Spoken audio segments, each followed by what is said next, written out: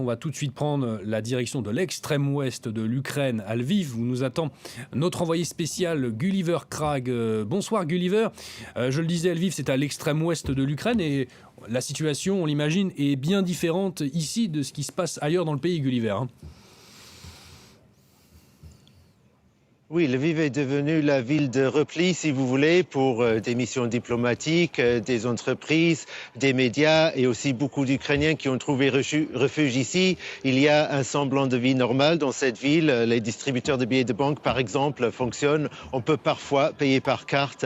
Et s'il y a beaucoup de monde ici, dans le centre historique de Lviv, c'est parce que il y a tellement de gens qui sont venus d'ailleurs en Ukraine. Cette place est normalement remplie de touristes pendant toutes les saisons de l'année. C'est vraiment la ville la plus touristique de l'Ukraine, mais aujourd'hui, bien sûr, ce ne sont pas des touristes qui sont ici, mais des gens qui sont très inquiets pour ce qui se passe pour beaucoup d'entre eux dans leur ville natale, dans les endroits où ils ont quitté et où ils ont parfois laissé de la famille. Et donc aujourd'hui, beaucoup de gens ont regardé avec terreur les scènes de Mariupol, où on a entendu qu'un cessez-le-feu qui devait permettre une évacuation de cette ville qui a été terriblement bombardée par l'armée russe, cette ville portuaire dans le Donbass, eh bien l'évacuation a dû être suspendue parce que le cessez-le-feu n'a pas eu lieu, les attaques ont continué et donc ça c'est quelque chose qui conforte le sentiment que beaucoup d'Ukrainiens avaient déjà, qui était juste de penser on ne peut jamais faire confiance à ce que les Russes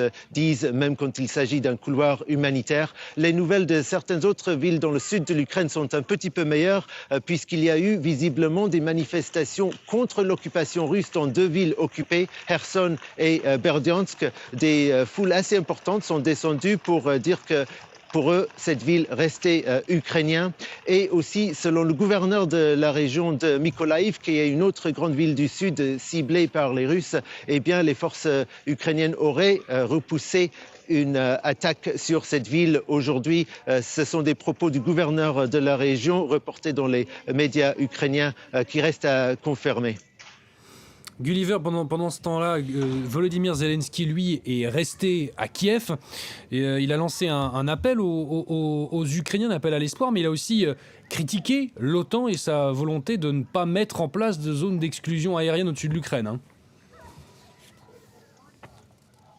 Oui, on a l'impression que Volodymyr Zelensky vraiment donne tout ce qu'il peut pour essayer de convaincre les pays de l'OTAN d'imposer cette zone d'exclusion aérienne. Il est même allé jusqu'à dire dans une vidéo qu'il a sortie tard hier soir que dorénavant, tout mort civil en Ukraine serait sur la conscience des leaders des pays de l'OTAN s'ils n'imposaient pas cette zone, s'ils ne fermaient pas le ciel au-dessus de l'Ukraine. Il faut souligner aussi que Volodymyr Zelensky, qui n'était pas extrêmement populaire avant le début de cette guerre, est maintenant loué par presque tous les Ukrainiens, du moins tous les Ukrainiens que je connais. Et la plupart des Ukrainiens que je connais personnellement n'ont pas voté pour Volodymyr Zelensky en réalité. Maintenant, je pense qu'ils voteraient pour lui. Il est extrêmement populaire. Son courage est vraiment salué par tout le pays. C'est très impressionnant. Merci beaucoup, Gulliver Krag, envoyé spécial donc de France 24 à Lviv, à l'extrême ouest de l'Ukraine.